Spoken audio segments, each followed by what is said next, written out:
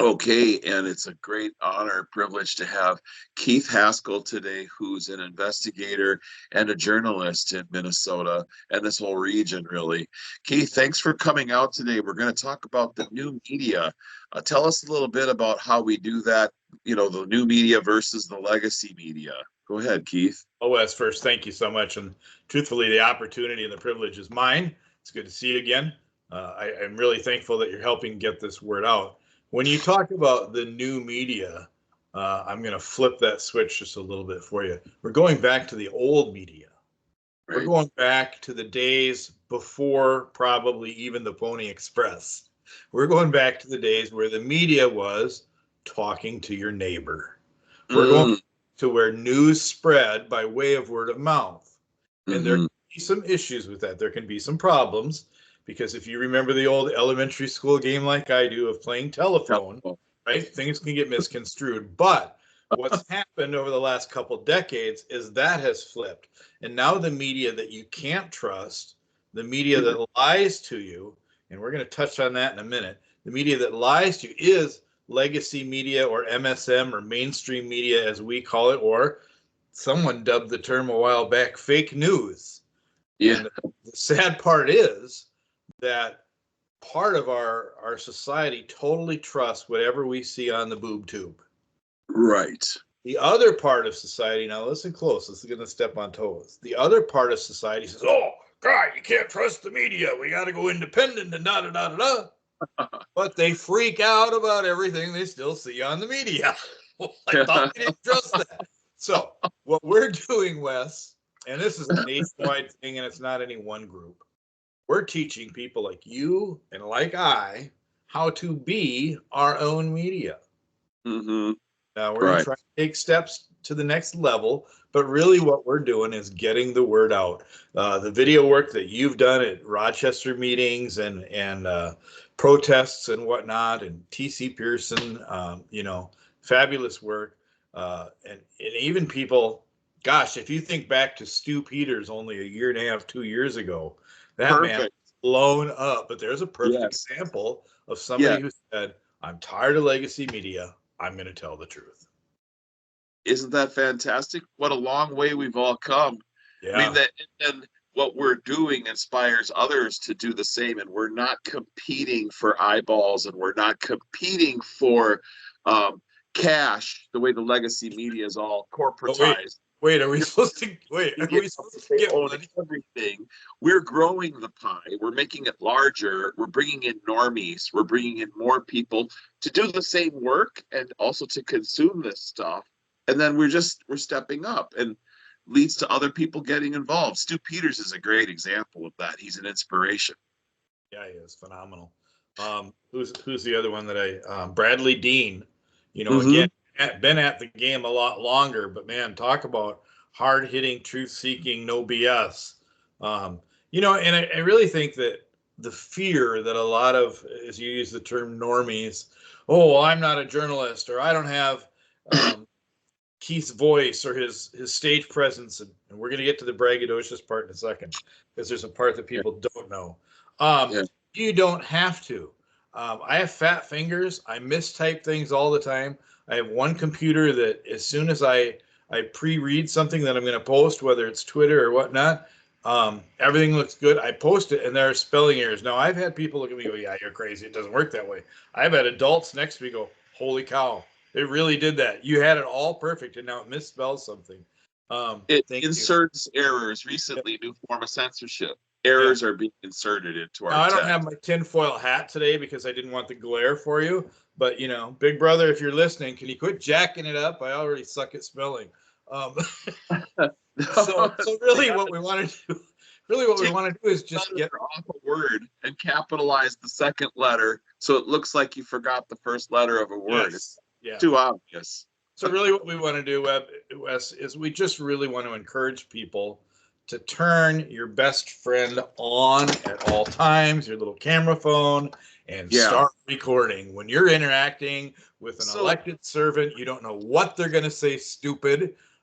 You don't know if your friend and mine, Gene Dornick, is going to stand on the House floor and call some first-class pilot a stewardess You want those moments recorded.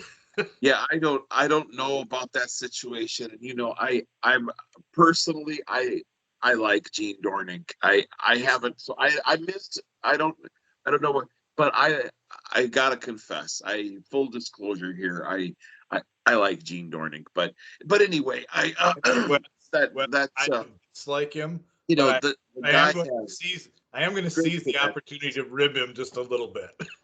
All right. So, the success of the new media is apparent.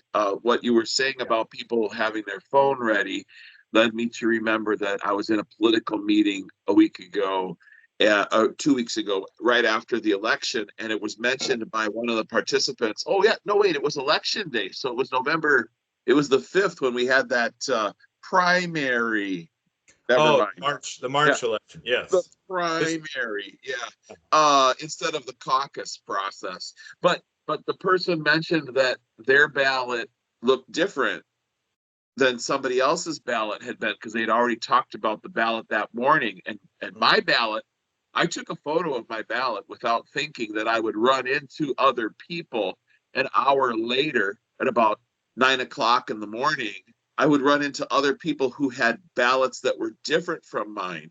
And they said they had already spoken with someone else. Their ballot was different. So they snapped photos. And so by the end of the day, we had 4 different presidential primary ballots that we collected because the lady said, I thought about what Wes said about having my camera ready. And I took a picture of my ballot. And it's like, wow, it's like just having your camera ready for that moment where you see something, you say something, you see it, it's not right, snap a picture of it. I took a picture of my ballot because I spoiled my ballot in front of the election judges and I made a complaint about the election process. So I actually filed a complaint. I didn't even bother filling it out.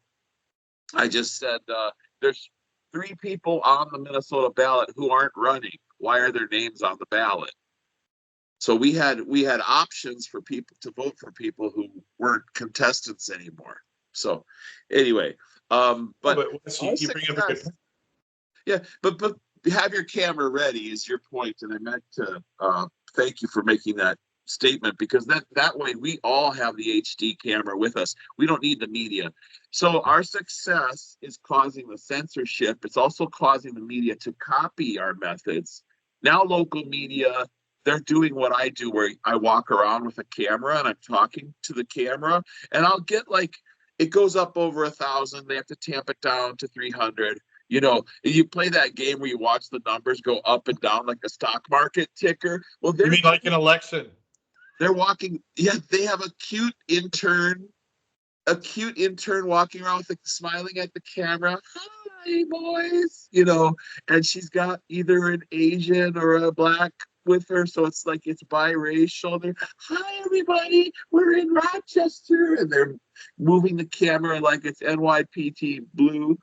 And it's like a TV show. They're copying our styles, Keith. We are the ones who go live, right? Yeah, absolutely. And so you're good at going live. Do you want to tell everybody why it is that you have the gift of gab and the theatrics to be able to go live and think on your toes? Because the children don't get that. They want to read from note cards in the studio. Well, I will, but then you have to allow me a little bit of time to tell you the part B of that, or the opposite of it. Okay. I grew up in a small town in southern Minnesota. I'll just name it for you. It's Morton, Minnesota. Very, very small town, 790 people out near Redwood Falls. And for some reason, my father was very proficient in CB radio and even ham radio and radio sales, which got me on a microphone at a young age, talking all across the country at times, if not the world. And eventually I started doing the public announcing for high school basketball, football. That was probably 7th or 8th grade, West, that I started that. By the time I was a senior, I was going out to other communities and announcing for their community parades. And then I went to school at Brown Institute for Radio and TV Broadcasting. And things have progressed and really accelerated. Almost embarrassed to say it in a fun way. I became a professional wrestling ring announcer across the several state area. and then actually started my own wrestling organization at one point in time. So I have interviewed some mighty big celebrities in the sports entertainment world. And between that and then the retail loss prevention side of my life, which was a full 30-year career, I've done a lot of court testimony and speaking as well. So you put those 2 or 3 things together and you have that side. That's kind of the braggadocious, out in front of your face, not afraid to talk. The flip side that a lot of people don't know is the retail investigative part also gave me a lot of experience in undercover work and blending in. There are a lot of things that I've done, or stories that have been even on legacy media where I supplied a lot of the detail, a lot of the facts, sometimes even the footage. My name is nowhere in it. It's the same with a lot of my public data stuff that we'll get to eventually. You don't always, I know that I have the appearance, and yes, as Redbeard said, I like to hear myself talk. There actually is another side of me where I'm very skilled at blending in and not being the center of attention when you need to go that route to get your information. Right.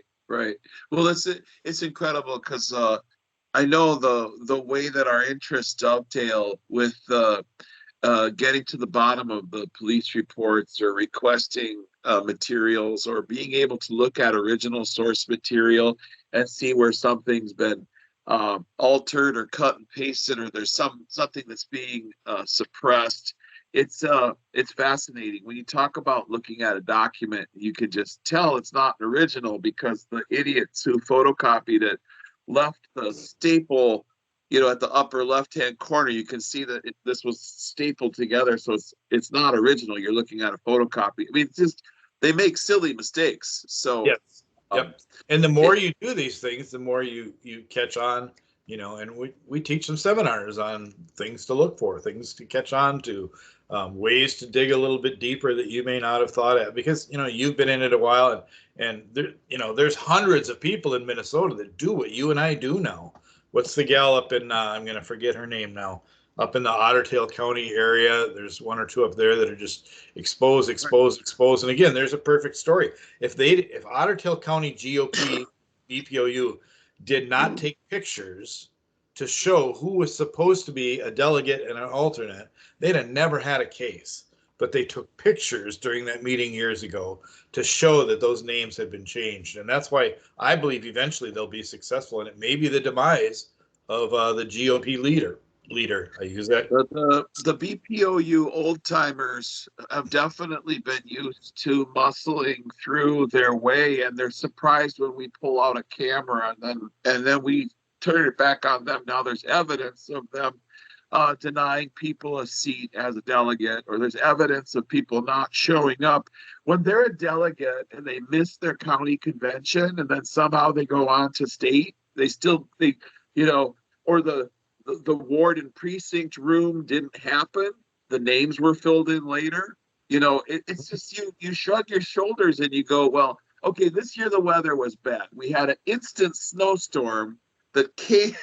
It started in the afternoon. We got snow and ice, and our attendance numbers were down. But of course, those rolls will go back up as the names are filled in later. But there's also a truth teller over your right-hand shoulder there, the Liz Collin book, They're Lying. That's been an inspiration to people too.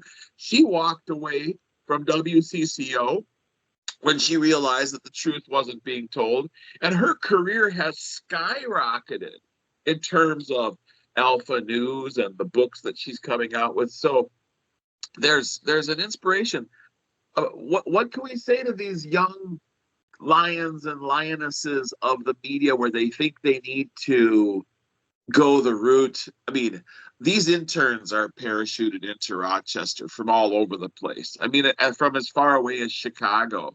They come out from their journalism school class and they get dropped into our media. It leads to fatal errors. Okay, when a reporter says that this literally happened in Rochester. There's a black man dead from gunshot wounds in front of KAAL TV studios in Rochester, and the media places his death 200 yards away around the corner of a building on the other side of a parking lot because they don't want to say the guy died at KAAL in front of their studio, blocking their service entrance with his vehicle. But or instead of saying that a guy was shot in the parking lot of gangland style with the powder marks in the back of his head, he was forced to kneel and he's shot. Assassination was, it was take. But instead of saying he died at thus and such a spot, I'm not going to mention the name of the building that was lied about. They place his death at Apache Mall, which is almost 2 miles away. So, and there's a third case of it just may she rest in peace. But there's a third case where the disappearance of a woman was kept secret for 9 days. There's a missing person situation in Rochester, and then she died under interesting circumstances. But the media doesn't ask the questions of the power establishment that needs to be asked. If they don't know geographically the places that they're talking about. How do we? I mean, we're more accurate than the media is many times. So how do we? Well, one thing we do, Wes, is if we're there, we run our video, we run our tape, and we say, hey, we're at, and this car is located right in front of KAAL, if that's the example we're going with, or yes, it's true that police blocked off this intersection, but police blocked off 6 intersections around the actual incident and the incident's at. We have to call that out. If we can't do it during the moment, we can certainly, as an eyewitness, say, I was there. That's not what happened. When we see legacy media interviewing somebody, or even when a patriot or a potential school board member, city council member, or somebody is being interviewed by legacy media, turn your camera on and tape word for word exactly what's going on, because what we've seen time and time again, and this, they edit the snippet that they're going to broadcast to say what they want to say. Whereas if we have the whole thing, we can say, hey, wait a minute, that's not in context. That's not in the order of what it was said. And the more we point that out, people from, no matter if you want to call it sides in our great one Minnesota with no division, people from both sides or all sides can look at that video and go, that's kind of sus, and that's really what we need. It's just exposure to what they're doing, correct them, call them out on it. And I'll go this far. I think it's only appropriate to call out the reporter or the photographer that's doing the damage because of this, not to dox them. No, but it is not fair to those that aren't behaving that way in media. It's just like if you have a rogue teacher and your school board says, you can't call anyone out by name. Baloney, your policies don't mean anything to me. I'm not an employee of your school district. I'm not going to go taint and say all the teachers are doing this. If there's one teacher that's doing something inappropriate, I have every right in the world to call that person out by name or call their attention to the board so you can get a redress of your grievances. You can have it addressed. That's going to be in the news probably tomorrow. There's going to be a big school board meeting and there'll be some things happening at that. I'm wondering also, when we call the media, it's interesting. Have you ever had the experience, as I have, of you call up the media and you tell them they got the story wrong and they actually change it? I mean, I've been able to call the TV stations here in Rochester and say, your headline is wrong, and I'll tell you why. And the station manager, the general manager of the TV station says, you know what, you're right about that. We'll fix that today. They make simple errors like misspellings and so forth and punctuation, but sometimes the headline or the story itself is pointing people exactly in the wrong way. When you call the station on it, they go back and they edit their story. That makes you and I, the editors, we need to get people more accustomed to calling up and saying, this story is just misleading and wrong. So that's fabulous, Wes. I've never actually done that or thought of that. I've personally been a victim of stories that were way off base. and they don't do follow-up, of course. They say they will. Oh, well, we'll continue to watch this story, and you never hear about it again. But I had not thought of that, and that's excellent. More of us need to hold that station accountable. Now, I've gone on social media. I've done the meme thing where I've screenshot their headline and circled it or corrected it or changed it. I do that a lot with Governor Walz on Twitter. I'm sure he loves me for it. But all of the BS propaganda that he puts out there, the free, I love the last one was how many free breakfast and lunches they've served. And Yeah. both the governor and the lieutenant governor posted that with this beautiful little graphic. And I just went in, I screenshot the graphic, and I typed free as in paid for by taxpayers. And then I reposted it. That's a correction.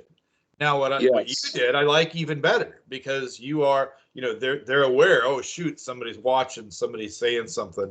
And by golly, if they correct it, then in all honesty, we kind of own the kudos for that, and the mention, at least, that we called, and they changed that to a less divisive headline or more meaningful. The Feeding Our Future fraud was uncovered by whistleblowers inside the school board, the people making the sandwiches, the people throwing away the food at the end of the day. The Feeding Our Future fraud was really uncovered. None of that food was free. All of that food that was bought and paid for, and you're looking at $250 million of fraud, waste, and abuse inside the Feeding Our Future fraud. And you've got over 70 Department of Justice, United States DOJ indictments coming down in Minnesota for this fraud activity. And it all started with people having the courage to pick up the phone and say something. They saw something, they recorded what was going on, and they reported it to the United States government. In many cases, they're not even bothering with the local authorities, because it seems like the corruption in Minnesota is getting so out of hand. You reminded me of another case of people having their cameras ready. There was an important conservative event which occurred in Rochester, and a cameraman and an intern, another one of these cutie pie interns, was dispatched to the conservative event, and the cutie was looking on her phone, and she wasn't engaged at all with what was happening around her. And the seasoned cameraman was trying to tell her what to do and how to ask questions, but she was on the phone. He's like, put your hand in the air, ask a question. Well, the ladies, the women who were standing nearby that reporter, saw this interaction, and they thought it was strange because the cameraman is a famous guy in the area. So the ladies, the conservative women, went over close to the female reporter, who looked like she was, she's acting like a teenager, frankly. Sure. She's probably 20 years old at the time, or 21 at the time, but she's acting like a teenager. And they thought, what is she so engaged with in her phone? Well, she was on the phone with the DFL in Olmsted during this important event. And she's on the phone texting back and forth with DFL in Olmsted.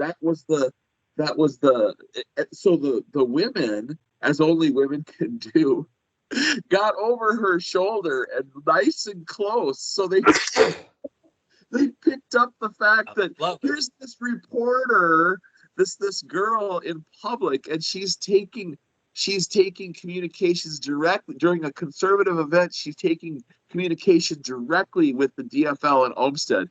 And then when she asks her question, the phone is briefing her on what to say. So basically, it's hilarious. So the ladies recorded that, and it became a video, and it got released on the internet. And that so-called reporter had a bad experience. Later, they discovered that she was a DFL operative.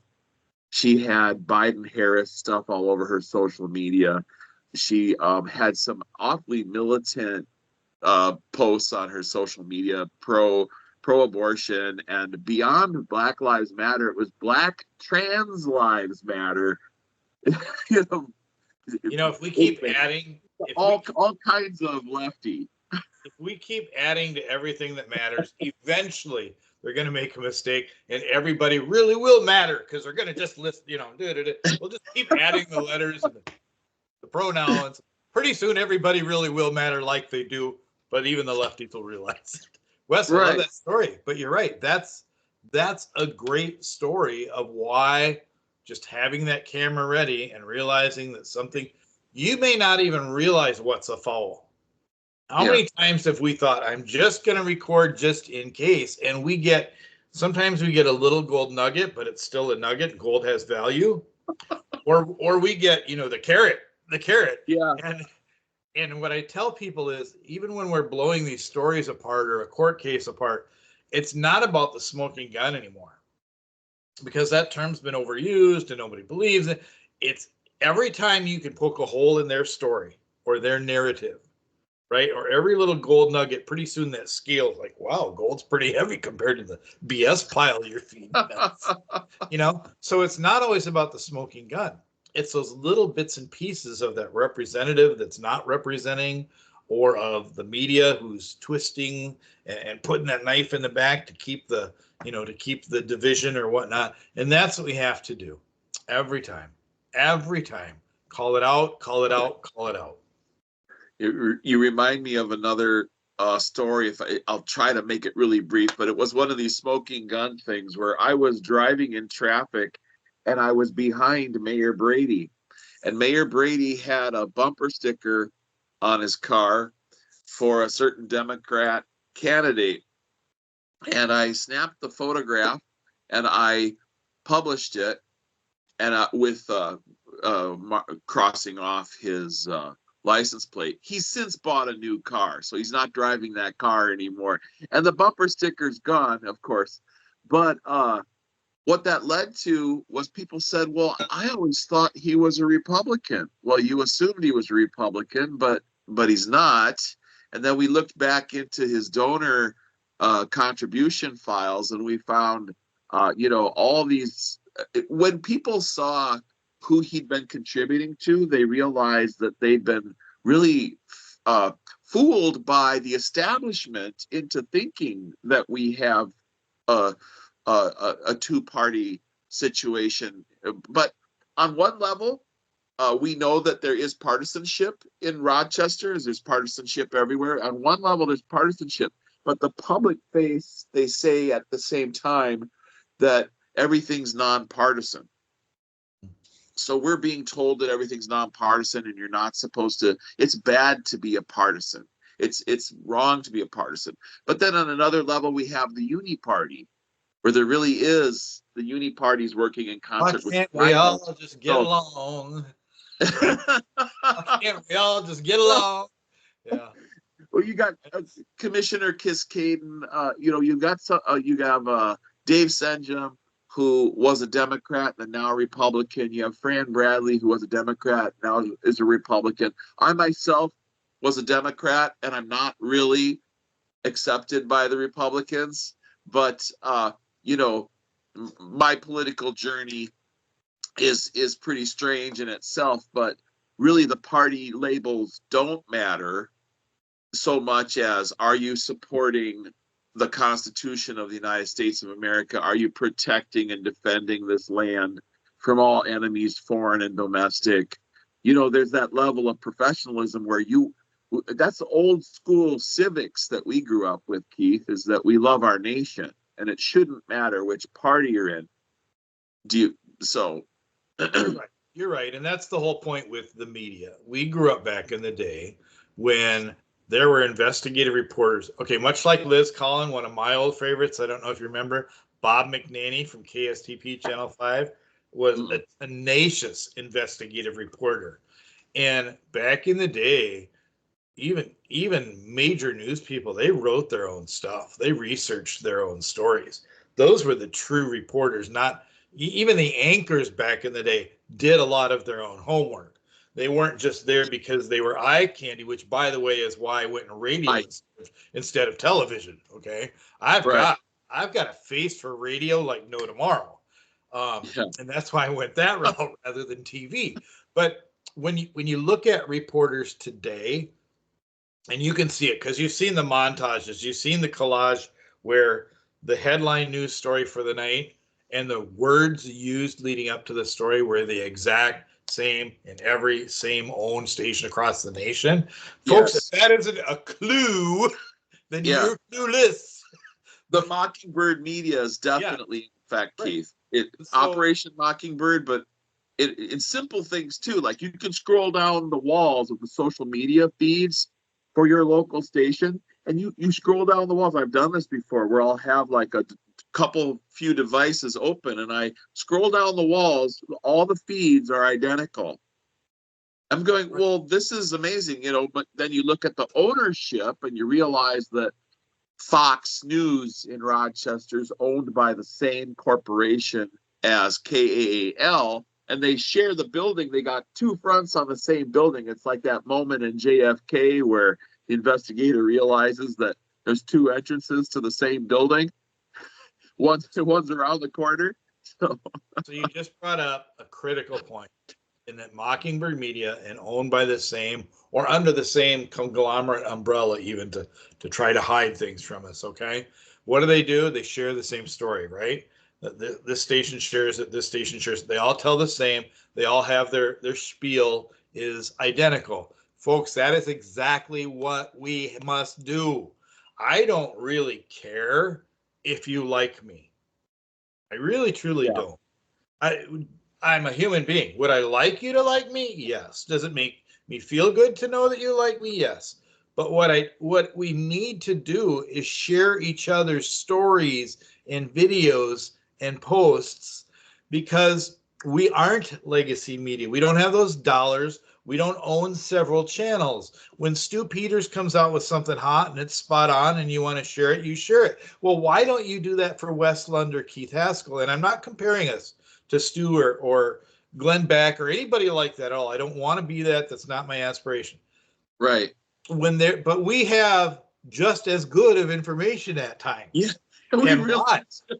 So why we drive the news, and we also we wag the dog with what we report. All of a sudden they copy us, or they have to change their story or pull it down. Sorry, back to you. Go ahead. No, you're okay. So not only must we share, and must is an important word.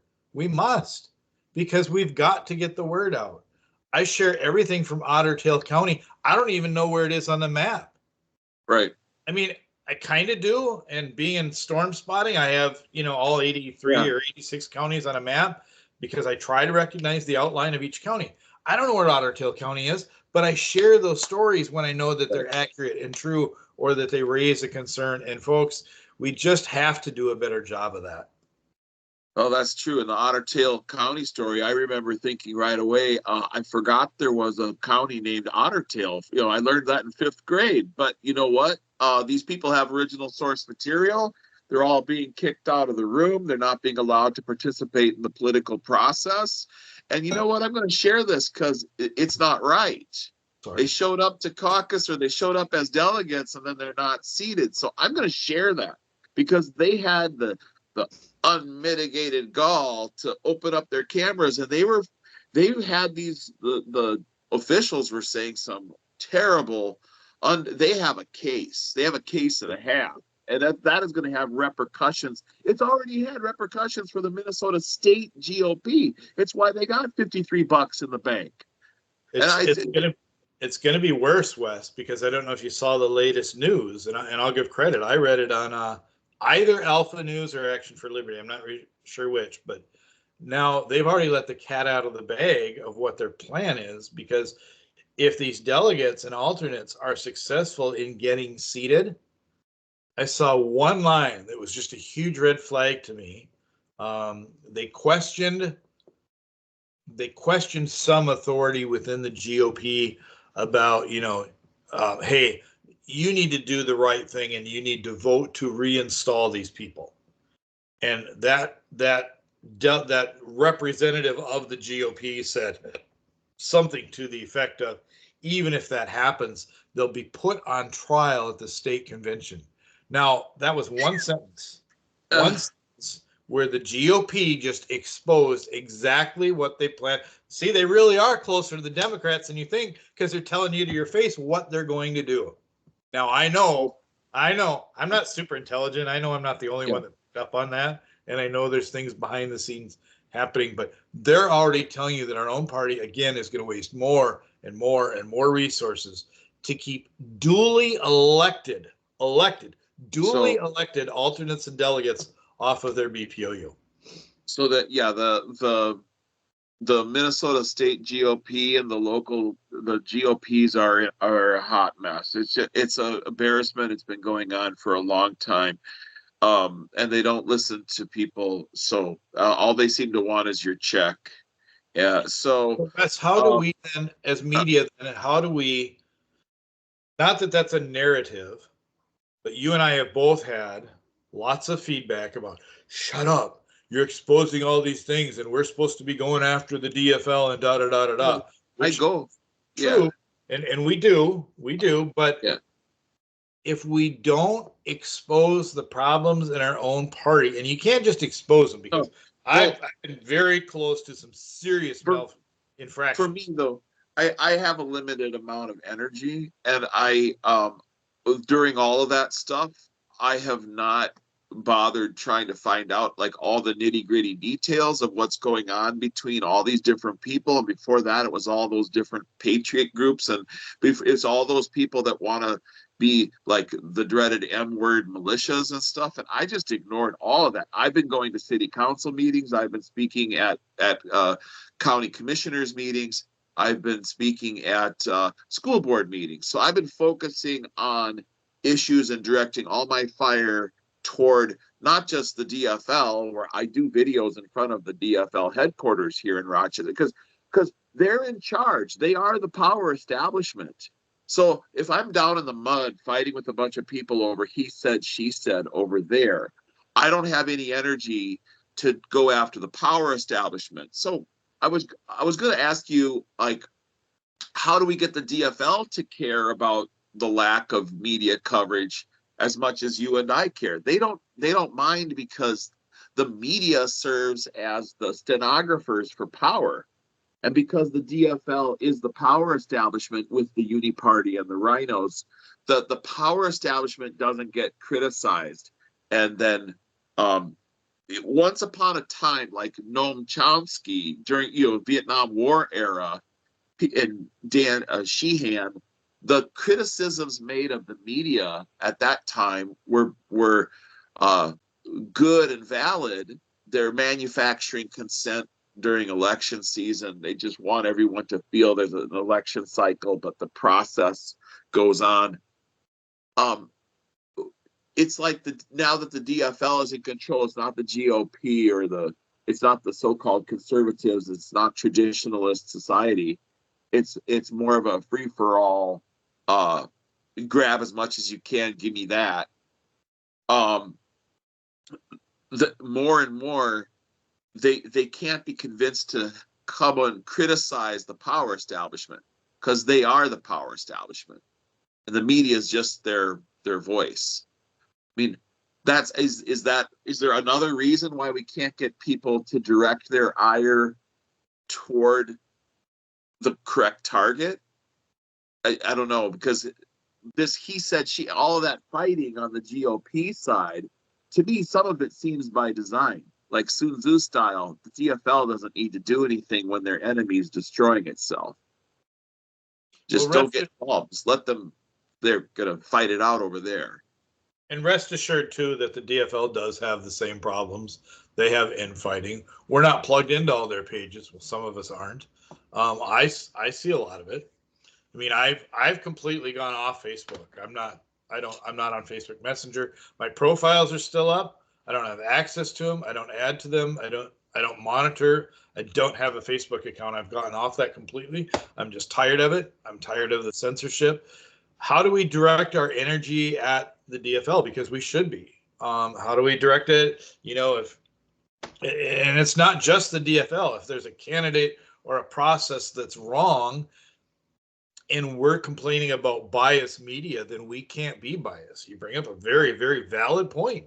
We can't be just exposing things that are wrong here, because there are things that are wrong everywhere, but we also need to expose what's right. Yeah. So you bring up talking to media about what's wrong, then why not ask for equal airtime? Why not correct them when they're wrong?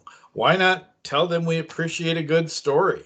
You know, it's the same thing when we talked about writing to your representative.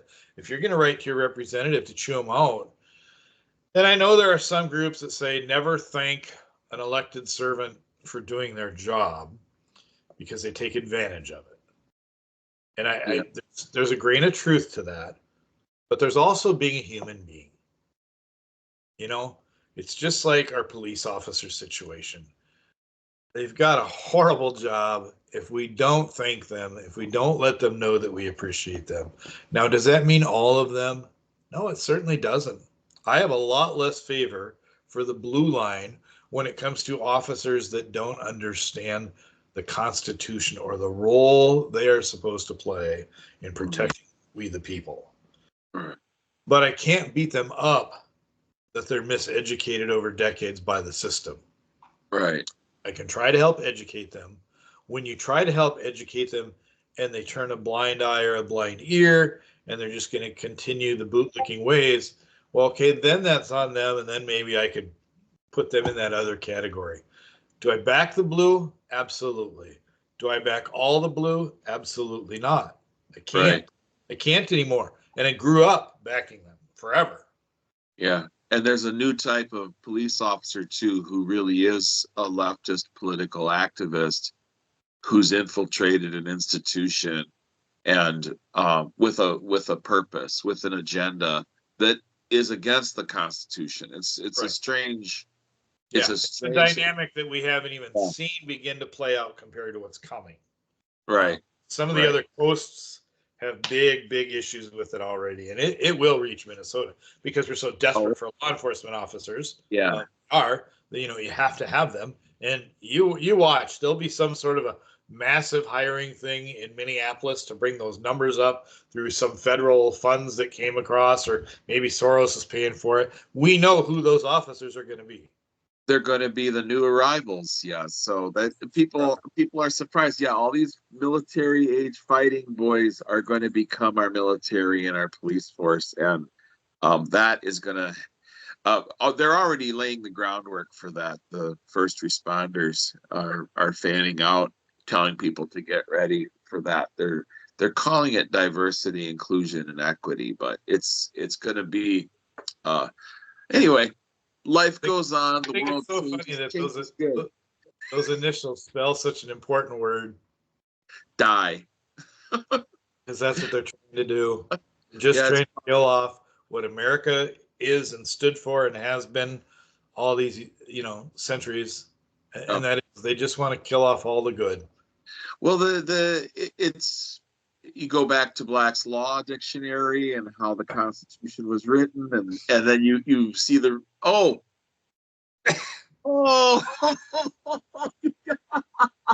no way. So that's those are right across and on the same shelf from my other Bible. Oh my God. Yeah. Oh, which I'm guessing is the Geneva edition, maybe. No, it's actually the Bible. Oh yeah. Okay. Well, which one? Right. Yeah. Yeah. So not the Quran. No offense intended. No, we don't do Sharia law, not yet, anyway. But they'll find out about that. All the liberal women that think that they're welcoming the stranger danger, they're going to find out that Sharia has not been fun for a lot of women for centuries. No, it's not just a pretty scarf over your head.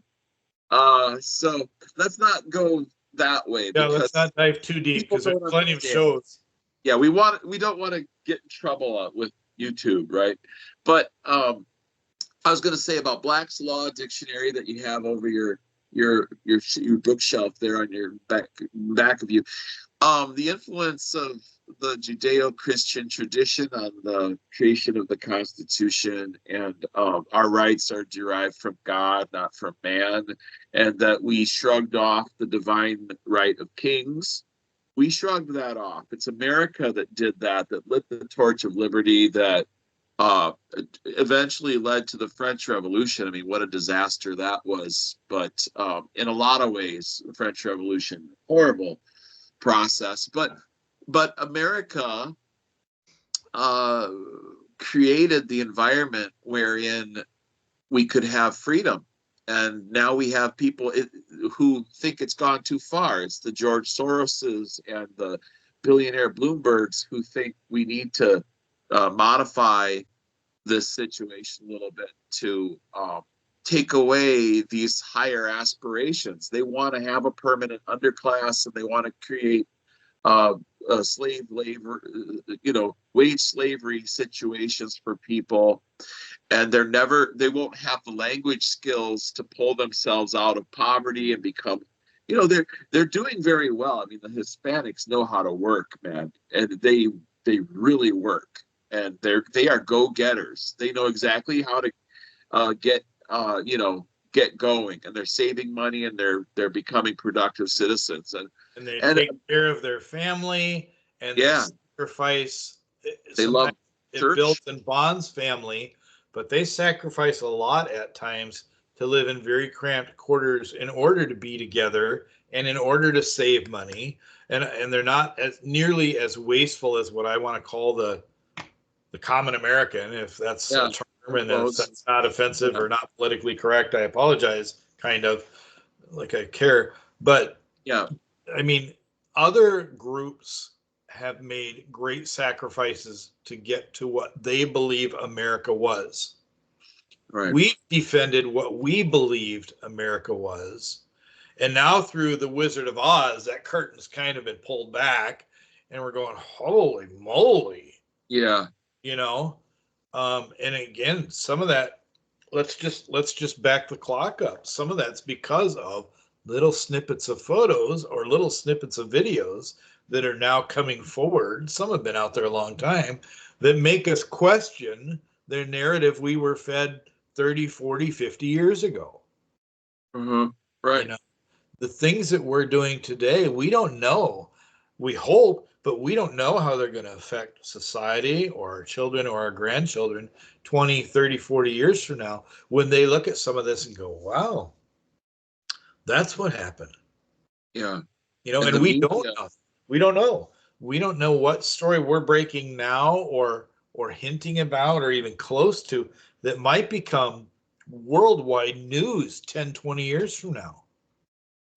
Probably why, like, we keep churning this stuff out, and the legacy media keeps trying to remove content that we create, and the censorship is insane right now. I mean, I'll get more traffic on something I report on in town than the legacy media, but my reportage, my actual video of the situation is what needs to be taken down. Because there's probably something in that. There's probably something in that video that I don't even see. Like at the KAAL station the next day, when they were fixing the cameras outside the front. My theory is that I captured some people removing what I believe they were SD cards, or it was local media storage. They wanted to absolutely swap out that system and reset the cameras in front of the building to collect that evidence and that data of whatever had transpired in front of the building the day before. But there's other things like capturing the reporter communicating with the DFL in Olmsted during a conservative event. We catch something and we don't know if that's going to become a story or not, or how far that's going to go. So it's upsetting for them. Just going up, by the way, reporters have a bad habit a few years ago of going to events without any press credentials, because they don't have any press credentials on their cameras. They're not wearing any press credentials. They don't have any logos. And what I started doing was making short videos of the reporters that were dressed in black from head to toe. Everything was black. And there was nothing on their camera that indicated who they were or who they represented. And I would go up to the reporter, assuming the reporter, I say, well, here is a person filming our protest today. I wonder who this person is. And they have no logo. and there's nothing on their camera, and the person would just, they would freeze up because you nailed it. And I'd say, where are your press credentials? Are you with a TV station? And I think I actually uncovered some deep state players. I may have actually uncovered some people who were sent to capture faces in the crowd, right? On behalf of the deep state in Rochester. I mean, you got to be an idiot to not understand that all of the alphabet soup agencies are operating in Rochester, Minnesota. This is the most important employer in this region is right here in Rochester. So the power establishment is hyper concerned with what happens in this region.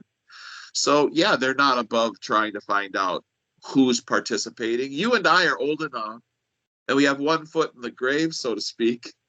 So we just, we may as well live out America. Yeah. My kids are grown. Well, yeah, but don't big reveals. But we gotta say anymore. We don't give them anybody to come after, because I've had threats made against my family. I've had threats made against I'm just going to generally say it. I'm not going to say like what the relationship is to me, but people made specific threats against my family. They can do what they want to me, but don't give them a launching pad to try to touch down and bother you, reach out and bother you. So no, that's very true. I think, Wes, when it comes to people that we're talking about and being our own media, I just want to remind everybody, you don't have to be an expert. You don't have to talk on a microphone. You can just zip it and just record. In fact, sometimes that's best because there's better audio. We can hear what's going on.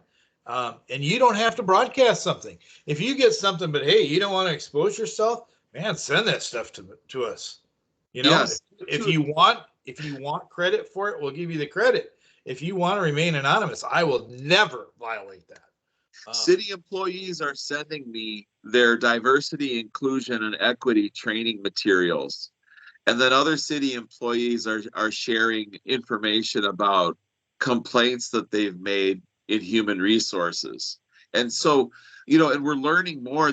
Some people really want to talk because they see that things aren't right inside the police force or the fire department or some other aspect of, an individual, a politician's office.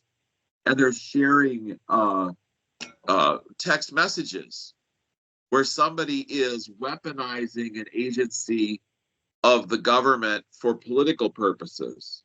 So some fascinating, some really interesting shenanigans, and just somebody making a threat like, oh, we know where you live, because somebody's becoming a whistleblower and revealing, policies and procedures inside the government here locally. But things are coming out more and more. People are sharing original source material, and sometimes they're recording long videos, like they're sitting in a meeting and they're actually recording, and the person they're talking to doesn't realize they're doing that. So you bring something up interesting. If you know you're going to be recording, or you find yourself in a situation where, hey, this might be newsworthy, I'm going to record, please do yourself a huge favor and get away from Chatty Cathy. Because the microphone on a cell phone camera is so sensitive that it hears everything around you. And if you've got someone behind you, and yip, we're not going to hear what you're trying to capture. And they might be doing that on purpose because they know you're recording. Exactly. So create that whole conversation. Yeah. We now have people who've captured a lot of. So we have people that go to school board meetings and they're recording, or they go to city council meetings or county commissioners meetings. And then there's always like somebody who's on our side who comes over and says, you're not supposed to be recording. There's a sign on the front door of the building that says, you're not supposed to record. There's a sign. Nobody's supposed to record anything. No, that sign is for when someone's paying their taxes writing a check, or they're registering to vote, or they are making a passport application, or they're involved, or they're in court, you can record in a government meeting. You can record in a government meeting. You can record in a meeting a conversation that you are a party to. It's a one consent state. But that person tries to put a blanket of fear over everybody, where I've briefed everybody, have your cell phones ready. But that sign on the front door is meant to scare everybody. That is only private data. You're not supposed to record or film or take photographs of other people's documents, other people's like application processes, if they're for whatever specific reason they're in the government building. But a government meeting, you are absolutely allowed to record. So that individual who did that to a group of activists just before a meeting became a person of interest to me. Why would she go out of her way to try to put a blanket of fear over people and do something wrong like that at our action? Well, I'll tell you, I'll show you the documents later, because I have the original police report into that woman, what happened to her, because she made huge mistakes in her activities. That when we get together, I'll show you the police report. I found that she was the subject of a potential. Well, it was a federal violation, Right. and but she got herself in trouble for basically not understanding, what is okay to do and what's not okay to do. Wes, I have about 5 minutes left before my next conference, but yeah. So with what you said just now, there's a few other points. We see all these videos where people are challenging police officers and sheriffs or highway patrol, and they end up getting themselves arrested. And that video is meant to snuff us out so that we don't make those confrontations, we don't make allegations, we don't ask for accountability. It's a fear factor thing.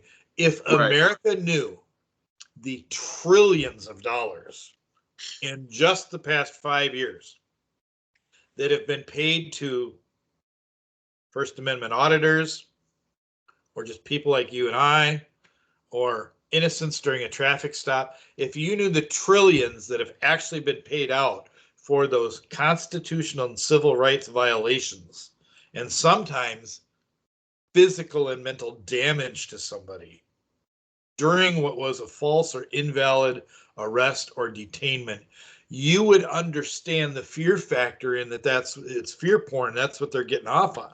Yeah. But legacy media, again, is not going to report that this city or that police department or this sheriff's department was sued. There's officers fired almost daily right now that I get alerts on for misconduct and dishonoring that badge and that oath. And those violations. And folks, we've got to get over some of this fear. Yes, some of those videos you can tell are production quality with bad acting in them. So it's just those videos are just make believe. Yes, it's fear porn. But on the other hand, there were channels that were wildly successful channels where people were going to government buildings and showing everyone how to do this correctly, how to not make a mistake with your filming, and how to do a meeting without making a mistake. And they were instructing us all in how to behave. Well, then the institutions realized we've got a real problem on our hands, because nobody's believing the legacy media anymore. They're bypassing it. They're doing their own filming. Yeah, we got to tamp this down, because we've got a real problem. If they all start taking out their HD cameras, those cameras are meant to monitor them, not us. But now we're all turning our cameras around. So when I covered the actual protest that teachers had the day after we defeated the school board referendum in Rochester, basically I had anybody living in ISD 535 can thank me for keeping their taxes low. True story. We've never seen anything like it before. There's never been anything like it. A tax referendum defeated in Rochester, Minnesota. And the teachers union had a big protest because they wanted money and they were threatening to go on strike. And I filmed that protest where the school board was surrounded with hundreds and hundreds of teachers at a school board meeting, and they were marching around the building. I covered that, and that video was memory hold. The government, so that video was absolutely removed. It's gone. And I've asked Facebook, where is it? They don't want people to see. It really was about the teachers getting more money, and the teachers union, the signs were professionally printed. They didn't want everybody to see what happened. So anyway, Keith, I know you were trying to segue into the next part of your day. We went on for an hour now, but this has been a great conversation, long overdue. And, I'm glad we're not in 7th grade where we can still talk to each other. We might not have all the same friends in our toolbox, to our left and our right. We don't have the same props and stuff and the same chops. But I appreciate what you do, and I recognize that you're an inspiration to the new media.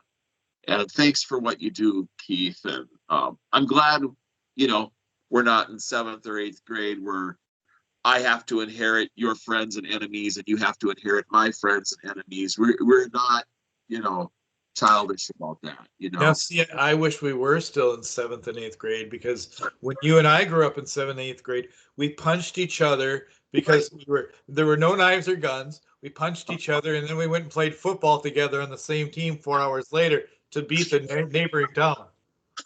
I learned a lot when I got slammed up against the lockers a few times. I learned a lot about lipping off to a 12th grader when I'm in 6th grade. Boom. Wes, you brought up, I'll close with this. You brought up the activists that came and gave all the fear warnings of you're not supposed to, you're not supposed to, you're not supposed to. When we've had enough people and we were going to an event and we were anticipating different scenarios that might come into play. And by the way, that's called pre-planning, and it is important in our game plan. Right. We had that our own eye candy piece that was off to the side just in case we had that detractor come and try to interrupt, even from in our own side, that we could cue in that person whose role was to come and grab Chatty Cathy by the arm and take her into a different conversation somewhere else. Oh, and good. There's a reason I'm on one of the DFL pages and websites in a different persona that doesn't put a lot of photos up of myself. Right. You can learn from your enemy, and everything you learn is not bad. Yeah, I'll leave it at that. Right now, because we're in the election year, they're starting to text out to a lot more people. And a conservative contacted me earlier this week and said, how did I get on this telephone list for this crazy group in Rochester? And I'm not going to say the group because I don't want them to comb through their records. Right. But I said, don't reply. Don't say stop. Don't turn off the connection. Just sit in the corner and watch. Absolutely. Because we have people in other parts of the world. This is really fun. This is like, we have people in other parts of the world that are watching the activities of, and I'll say this group's name, Isaiah, Minnesota.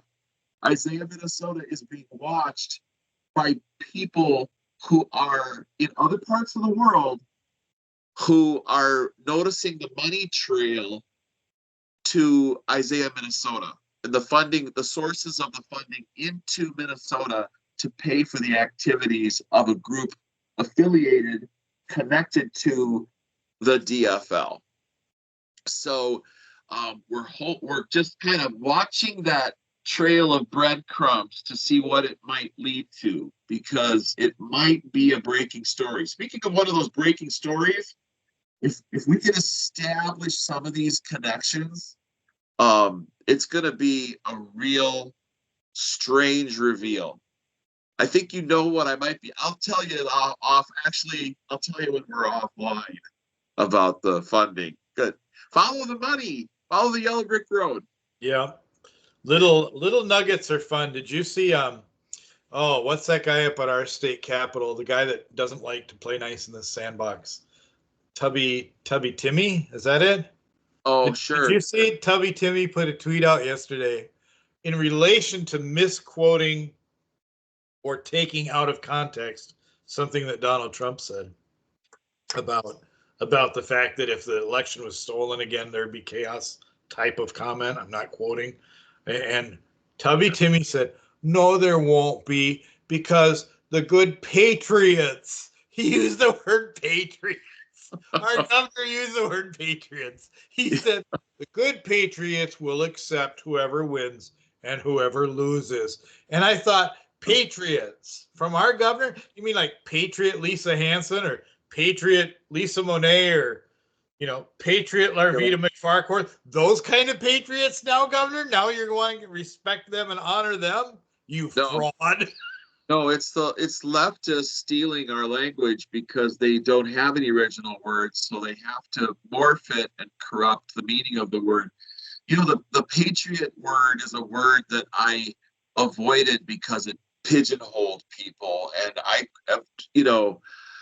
want to say to a lot of people, you better get some better advice before you start talking about things like militias and stuff like that. It's like we have to be so correct. We have to be 150% correct, because there's people fanning out, and I don't understand why they're doing this, but I do. They try to involve people in wrong things. And it's really easy to stay correct if you're just hey, that doesn't smell right, that doesn't pass the smell check. I've avoided a lot of problems in life because I don't take that quick suggestion that I do thus and such. I have some ability to have agency to choose, and I encourage everybody in this election season, just stay away from the crazy talk, avoid it's starting up again, and it looks like January 6th. I told people, don't go.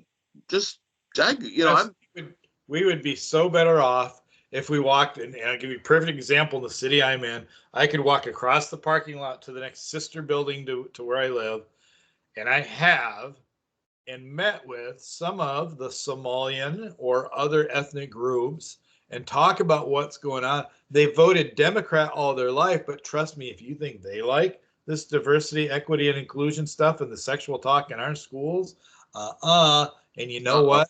We'd be better off getting them to understand what the conservative message and our preamble and our beliefs are, and correct the misinformation and get them to vote on our side. I'll tell you what, that's where we would, again, like Jesse Ventura did, we shocked the world. That's where we could shock our local world, is if we met with some of the other groups that are not very happy with what the DFL is doing and showed them what the Republican Party really is about. Yeah, it's about family, and it's the wonderful, that's why I'm doing these videos in Spanish right now, because the Hispanics don't know yet, some of them do, that the DFL stands for the things it does, and the Somalis are not going to. I'd like to interview an imam at the mosque here in town, because our imam was educated at the University of Cairo here, placed in Rochester. In Cairo University is the foremost Sharia law university in the world. I'd like to interview him, and I'm thinking about doing that because I want to ask him how he feels about party politics as we head into all of the Lutheran pastors are certainly coming to city council meetings, and they're being weaponized by Isaiah Minnesota and Olivia Bergen and political activists from the DFL. So they filibuster our city council meetings to project this image that everybody's behind the leftist agenda. But I don't think the rank and file membership of the I don't think they're allowed to speak on behalf of the Lutheran Church. when they're coming to town. And I'm getting set to look at IRS, violations and things of that sort. Because it's time to take the gloves off with some of these man bun pastors. It is. Hey Wes, let's plan a date in the near future and go over these public data requests. Huge success when you know what you're doing and you do it the right way. And I'm not insulting anyone that's doing it, but I get feedback every week from people that are frustrated and they can't get answers, or they get stonewalled, or they get 1/10 of the information. Right. Folks, I'm telling you, I've got this down, right down to actually filing the lawsuits against the offenders and winning. And we've really got to cover that. There are some key things that people are doing not as well as could be done. And I'd really love to hit home on that one. That's our plan. I know we've had that plan for about a week or so. We're going to try to have a session where we have you come over and speak to a small group of activists. And maybe we could do that through contacts at the exec committee of the local BPOU. Actually, they had a great session with Rick Weeble Saturday morning on hand counting ballots. Nice. So it was a tremendous session where they're actually practicing counting out by hand the ballots. It's faster, it's less expensive, you get your results the same night, and it's a clear process involving eyes on and witnesses. The complaint in the past was that the judges would say, well, you don't have anybody who can do this, there's nobody who's trained. Well, these training camps are for learning how to do it, because the machines are failing us. The machines is that's where the steel is allocated, and it has to end. Dominion, none of these. Dominion, what a name for a company. Ooh, that's crazy talk, right? They're dominionists. They want rulership over the world. So hiding in plain sight. Our conversations always end up, it's in plain sight. It's Stalin land. Our conversations always end up like this. It's great talking to you, and we'll do our next session on that topic of filling out Freedom of Information Acts. Try saying that fast 3 times. Thanks, Keith, and see you next time. Thank you, Wes. Have a blessed day. Thank you.